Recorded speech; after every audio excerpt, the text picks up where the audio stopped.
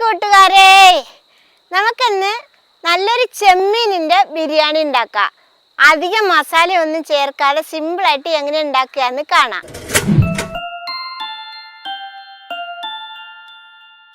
ഞാൻ കടയിൽ നിന്ന് 1 കിലോ ചെമ്മീൻ വാങ്ങിയതാണ്.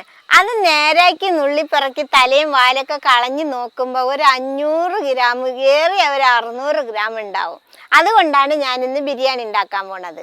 1/2 കിലോ ചെമ്മീനിൻ്റെ ഇറച്ചിയാണല്ലോ നമ്മൾ എടുത്തിട്ടുള്ളത്.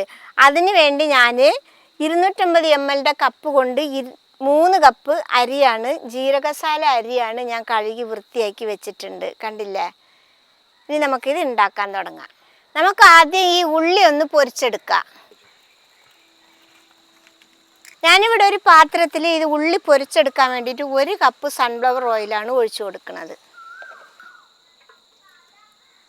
നമ്മുടെ ഓയിൽ ഇപ്പോൾ ചൂടായി വന്നിട്ടുണ്ട്.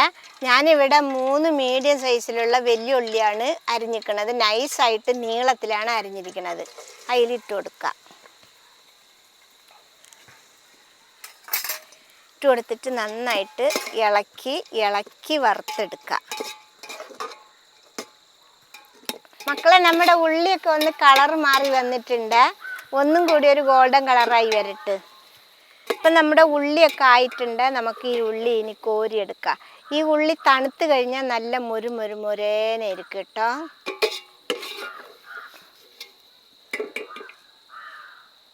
നമുക്കിനി ഈ എണ്ണയിൽ തന്നെ കുറച്ച് അണ്ടിപ്പരിപ്പ് ഇട്ട് കൊടുക്കാം.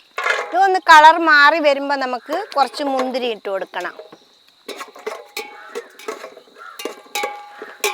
ഇപ്പം അണ്ടിപ്പരിപ്പിൻ്റെ ഒരു കളർ മാറിയിട്ടുണ്ട്. ഇനി നമുക്കിതിൽ കുറച്ച് ഉണക്ക മുന്തിരിയും കൂടി ഇട്ട് കൊടുക്കാം. ഈ മുന്തിരിയും കൂടി ഒന്ന് വീർത്ത് വരട്ടെ. അങ്ങനെ നമ്മുടെ മുന്തിരിയൊക്കെ പൊരിഞ്ഞു വന്നിട്ടുണ്ട്. നമുക്കിനി എടുക്കാം. മുന്തിരിയൊക്കെ കണ്ടില്ലേ, ബലൂണ് പോലെ വീർത്ത് വന്നിട്ടുണ്ട്. ഈ എണ്ണയിൽ കുറച്ച് ബാക്കിയുണ്ട്. അപ്പം നമുക്ക് വേണ്ടത് 2 ടേബിൾ സ്പൂൺ എണ്ണയാണ്. അപ്പം ബാക്കിയുള്ളത് നമുക്ക് മാറ്റി വെക്കാം. ഈ എണ്ണ നമുക്ക് മതി. ഇതിൻ്റെ കൂടെ നമുക്ക് 1 ടേബിൾ സ്പൂൺ നെയ്യും കൂടി ഒഴിച്ചു കൊടുക്കാം. ഇപ്പം നമ്മുടെ എണ്ണയും നെയ്യും ചൂടായിട്ടുണ്ട്. ഇനി നമുക്കിതിൽ ഒരു 3 ഏലക്ക ഇട്ട് കൊടുക്കാം. ഒരു 5 ഗ്രാമ്പ് ഇട്ട് കൊടുക്കാം. 1/2 ഇഞ്ച് നീളത്തിലുള്ള ചെറിയൊരു പട്ട ഇട്ട് കൊടുക്കുക. ഒരു ചെറിയ കഷ്ണം ജാതിപത്രി, ഇച്ചിരി തക്കോല ഇട്ട് കൊടുക്കുക. ഇനി ഇതൊന്ന് വാടി വരട്ടെ.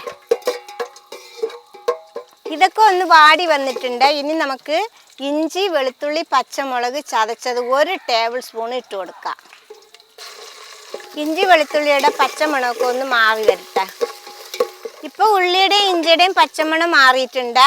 ഇനി നമുക്കിതിൽ തക്കാളി ഇട്ട് കൊടുക്കണം. ഞാൻ മീഡിയം സൈസിൽ 3 തക്കാളിയാണ് എടുത്തിട്ടുള്ളത്. ചെറുതായിട്ട് അരിഞ്ഞ് വെച്ചിട്ടുണ്ട്. അതുകൂടി ഒന്ന് വെന്ത് വരട്ടെ. ഇപ്പം തക്കാളിയൊക്കെ വെന്ത് ഉടഞ്ഞ് വെള്ളമൊക്കെ വറ്റി എണ്ണയൊക്കെ ഇത് കണ്ടില്ലേ തെളിഞ്ഞ് വന്നിട്ടുണ്ട്. ഇനി നമുക്കിതിലേക്ക് മസാല ഇട്ട് കൊടുക്കാം. ഇതിൽ കാശ്മീർ മുളക് പൊടി 1 ടേബിൾ സ്പൂൺ ഇട്ട് കൊടുക്കാം. ഇനി ഇതിലേക്ക് 1/4 ടീസ്പൂൺ മഞ്ഞൾപ്പൊടി ഇട്ട് കൊടുക്കാം. ഗരം മസാല 1 ടീസ്പൂണ്. ഇനി 1 ടീസ്പൂൺ കുരുമുളക് പൊടിയും കൂടി ഇട്ട് കൊടുക്കാം. ഇതിന് പാകത്തിനുള്ള ഉപ്പിട്ട് കൊടുക്കാം. ഉപ്പ് അളവ് പറയണില്ല, പാകത്തിന് ഇട്ട് കൊടുത്താൽ മതി. ഇനി നമുക്ക് ഇളക്കി മസാലയുള്ള പച്ചമണമൊക്കെ ഒന്ന് മാറട്ടെ.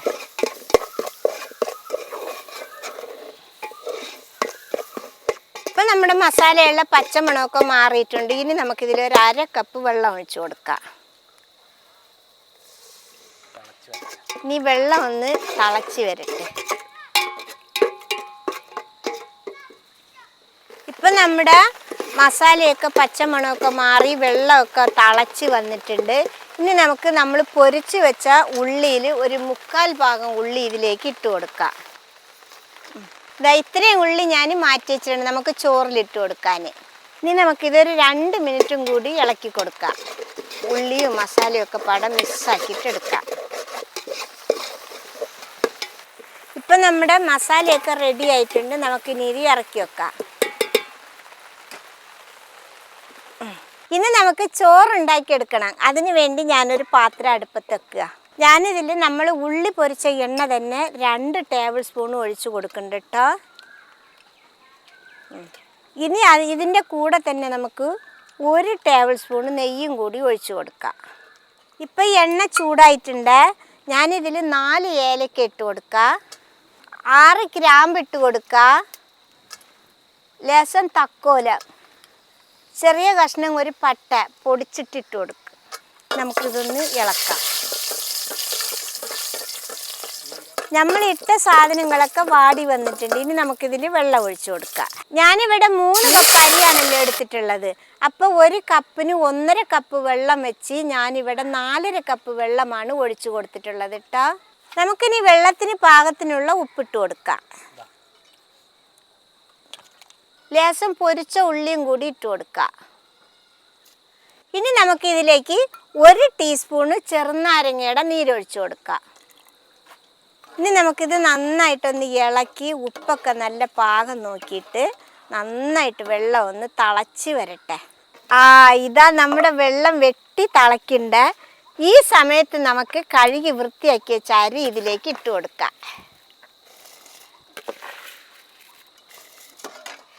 ഇനി ഒന്ന് ഇളക്കി കൊടുക്കാം. ഇനി അരി ഒന്ന് തിളച്ച് വരട്ടെ. ഈ അരി നല്ല തിളച്ച് വരുന്നവരെ നല്ല തീ വെക്കണേ. ഇപ്പം നമ്മുടെ അരി നന്നായിട്ട് തിളച്ചിട്ടുണ്ട്. നമുക്കിനി മൂടി വെച്ചിട്ട് ചെറിയ തീയിലൊരു 7 മിനിറ്റ് വേവിച്ചെടുക്കാം. ഇപ്പം 7 മിനിറ്റ് കഴിഞ്ഞാണ് നമ്മുടെ ചോറ് തുറന്ന് നോക്കണത്. ഇപ്പം നമ്മുടെ ചോറ് വെന്തിട്ടുണ്ട്. നമുക്കിനി ഇത് മൂടി വെച്ചിട്ട് ഇതേപോലെ ഒന്ന് ഇറക്കി വെക്കാം. ഇവിടെ ഇരിക്കട്ടെ. ഇനി നമ്മുടെ മസാല ഉണ്ടാക്കിയ പാത്രം അടുപ്പത്ത് പിന്നെയും വെക്കാം. നമ്മുടെ മസാല ഒന്ന് ചൂടായി വരട്ടെ. ഇപ്പം നമ്മുടെ മസാല നന്നായിട്ടൊന്ന് ചൂടായി വന്നിട്ടുണ്ട്. ഇനി നമ്മൾ നേരാക്കി വൃത്തിയാക്കി വെച്ച ചെമ്മീൻ ഇതിലേക്ക് ഇട്ട് കൊടുക്കാം. ഇനി ഒന്ന് നന്നായിട്ട് ഇളക്കാം.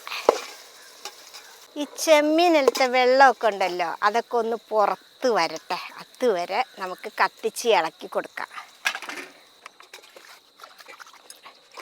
ഞാൻ 4 മിനിറ്റ് ഇളക്കിയിട്ടുണ്ട്. അപ്പോഴത്തേക്ക് കണ്ടില്ലേ ചെമ്മീനിൻ്റെ വെള്ളമൊക്കെ ഇറങ്ങി ചെമ്മീനൊക്കെ ഒന്ന് ചുരുണ്ട് വന്നിട്ടുണ്ട്. ഇനി നമുക്ക് ചോറ് ദമ്മായിട്ട് സെറ്റാക്കി എടുക്കാം. ഇനി നമുക്കിനി കുറച്ച് മല്ലിയിലയും പുതിനയിലയും വിതറിയിട്ട് കൊടുക്കാം. നമുക്കിനി ഇതിൽ ചോറിട്ട് കൊടുക്കാം. ഈ ചോറിൻ്റെ മേൽഭാഗം അടിയിലാവണ രീതിക്ക് വേണം ഇട്ട് കൊടുക്കാൻ കേട്ടോ. നമുക്കിതിൻ്റെ പാതി ചോറ് ഇതിലിട്ട് കൊടുക്കാം, പകുതി ചോറ്.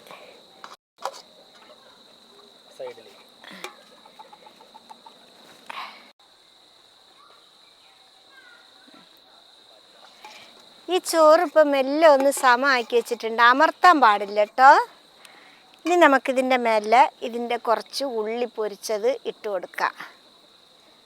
പിന്നെ നമ്മുടെ കുറച്ച് അണ്ടിപ്പരിപ്പും മുന്തിരിയൊക്കെ ഇതിലേക്ക് ഇട്ട് കൊടുക്കാം. ഇനി നമുക്ക് ഇതേപോലെ ബാക്കിയുള്ള ചോറും കൂടി ആദ്യം ഇട്ടതുപോലെ പരത്തി വിതറി ഇട്ട് കൊടുക്കാം.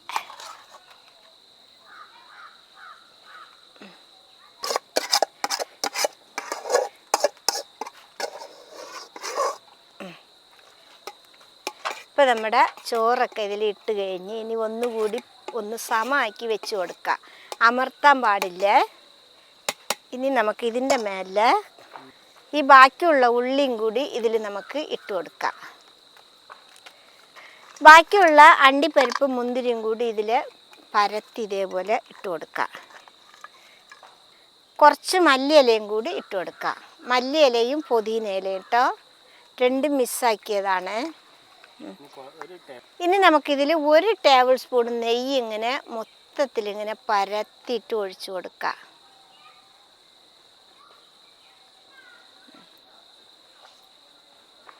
ഇനി നമുക്കിത് മൂടി വെച്ചിട്ട് ഏറ്റവും ചെറിയ തീയിൽ ഒരു 12 മിനിറ്റ് വെച്ചിട്ടെടുക്കാം.